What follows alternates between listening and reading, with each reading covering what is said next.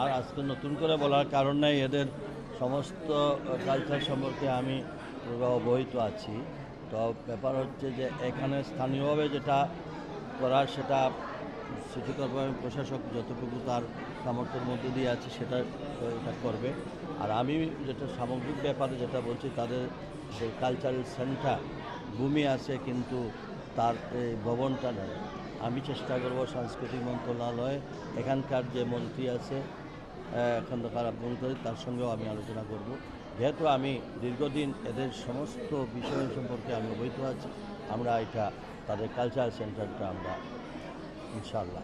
শেষ করে দেবো একটা প্রশ্ন, যেহেতু গতকালকে আমরা শুনলাম যুদ্ধটা দীর্ঘায়িত হচ্ছে হ্যাঁ, মধ্যপ্রাচ্যের ঘটনা, তো সেক্ষেত্রে কীভাবে যোগাযোগ রাখছেন এই যে মিডল ইস্টের ইস্যুটা? আমাদের কন্টিনিউয়াস আমাদের মিনিস্ট্রি অফ ফরেন অ্যাফেয়ার্স, আমাদের প্রবাসী কল্যাণ মন্ত্রণালয়, আমাদের সিভিল এভিয়েশন বিমান, আমরা মনিটরিং সেলের মধ্যে যখন এই যে সিলেটের মনে হয় 2জন না 3জন ডেড বডি এরা ডিটেলস দিচ্ছে, আমরা সঙ্গে সঙ্গে অ্যাম্বাসিতে পাঠিয়েছি, তাদেরকে সেখানে মর্গে রাখা হয়েছে। এখানে কিছু প্রসেসিংয়ের ব্যাপার আছে, তাদের দেশের যে রুলস সেই রুলস অবজারভেশন করে আমরা আমাদের মিনিস্ট্রি এবং আমাদের ফরেন মিনিস্ট্রির মধ্য দিয়ে আমরা এগুলা নিয়ে আসছি। আমরা ওইখানে যারা বিশেষ করে যেসব যুদ্ধ অবস্থা চলছে সেই সব আমাদের প্রবাসী কল্যাণ মন্ত্রণালয় এবং আমাদের এমবেসিগুলো মানে প্রতিনিয়তই মনিটরিং করছে, এবং আমাদের একটা হোয়াটসঅ্যাপ গ্রুপ আছে প্রত্যেক মন্ত্রী থেকে এবং সরাসরি এই ব্যাপারে মনিটরিং করছেন আমাদের মাননীয় প্রধানমন্ত্রী, জনাব তারেক রহমান সাহেব। এটা আমার মনে হয় কয়েক ঘন্টা পরপরই নিয়ে এই অফিসিয়ালি উনি নিজেও মনিটরিং করেন। কাজে এই ব্যাপারে আমার মনে হয় আমাদের পক্ষ থেকে, সরকারের পক্ষ থেকে সর্বাত্মকভাবে সহযোগিতা করা।